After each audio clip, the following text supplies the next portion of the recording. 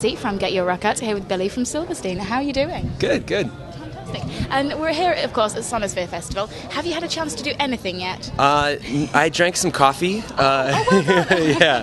Was that good for you? Yeah, it was really good. We had a long drive. We were in Germany yesterday at Mainstream Festival, and so we had a bit of a long haul. We got here early, got some coffee, saw some friends over in the catering area. A lot of bands playing today, a few that we know, so it's cool to run into some friends. Yeah, hoping to see a lot of people play today. Yeah. So who are you most looking forward to seeing? I think the bands that I have figured that I can see, I'm going to try to see my friends Real Big Fish, Gallows, hopefully Mastodon before we go on. And then I'm hoping to see Metallica. Like, I've never seen them play before. I was never. Oh, really? I was not much of a fan growing up, but they're just such a legendary band that it'll be interesting to see. Yeah. Unfortunately, we played at the same time as like the Bronx and band I really wanted to see. So, but yeah, the others, I think Mastodon will be really cool, and hopefully catch the others. Yeah. Yeah. And I think it's always difficult at festivals like this because you see all these bands and you're like, oh, we're clashing with them and them, and it's always sad. But it's such a cool, diverse lineup. Fans get to see a lot of stuff. So they really do. I mean, there's so much variety here. It's just untrue, and I think it's worked really, really well, which is good to see. It's a lovely vibe here, which is always a good thing. Yeah. And you guys, I mean, you've been kind of a real influence on, I would have thought, a whole host of the bands here. You've always been quite big players in the kind of post-hardcore scene. I mean, do you see yourselves like that at all, or is that just not something that you really think about yourself? I mean, we've been doing it a long time. I think we take pride in the fact that we've kind of stuck it out for so long.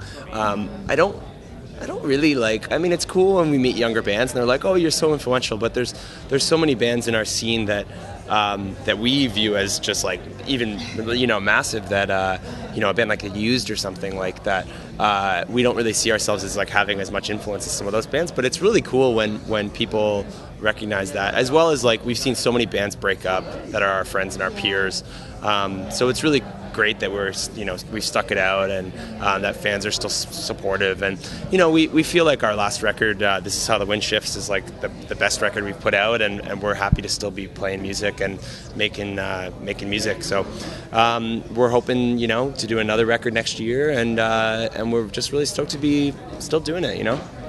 Yeah. And what is it, do you think, about you guys that's kind of given you that staying power? And how have you coped with the struggles that so many touring bands face? Yeah, I think that we've tried to be really diverse with the tours that we do, the bands that we take on tour, the festivals that we play. We try not to focus on just one genre or whatever. We've toured with all kinds of bands, really heavy metal bands, punk bands.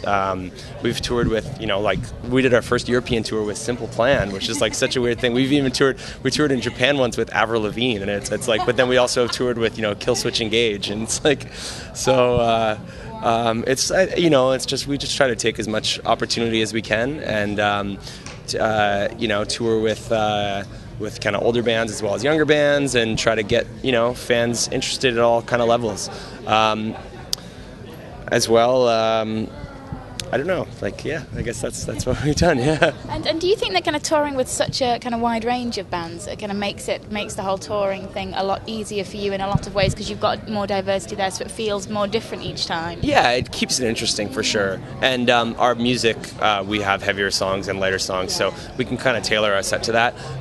But it's funny because we found that on some of the, like I mentioned, like some of those poppier kind of tours, when we played the heavier songs, people were just like, yeah, like it's really cool. Yeah, like people, it was just kind of a shock that people weren't used to it. So sometimes it's fun being the heavier band on a lighter tour. So I can't imagine you playing with Avril Lavigne. I mean, yeah, it was weird. I mean, it was in Japan though, so they're just so excited to see music, and it was a long tour, so it was really fun for us just to be there.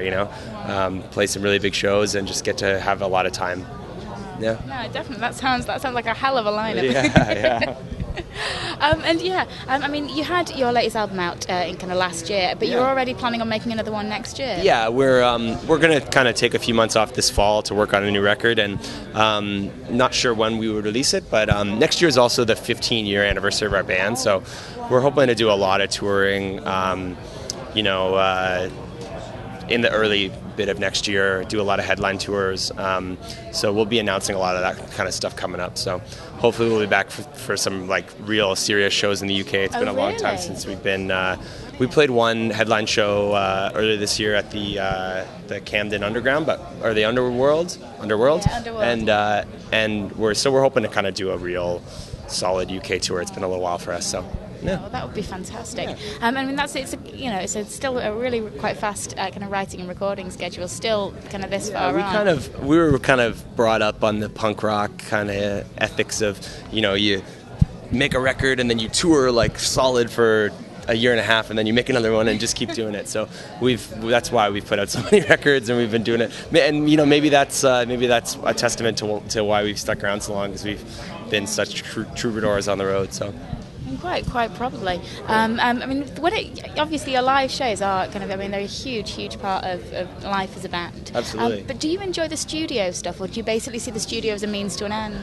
Yeah, I mean, the studio's fun. It's a good outlet of creativity, and as well, I think we get in a good kind of mode when we're writing, where we're feeding off each other, and it's good to kind of hang out and really be creative together, in a different way than being on tour. Because on tour, you're kind of pulled away, but when you're at home and you can kind of work on some new material, it's fun, and it's just a good creative outlet for us.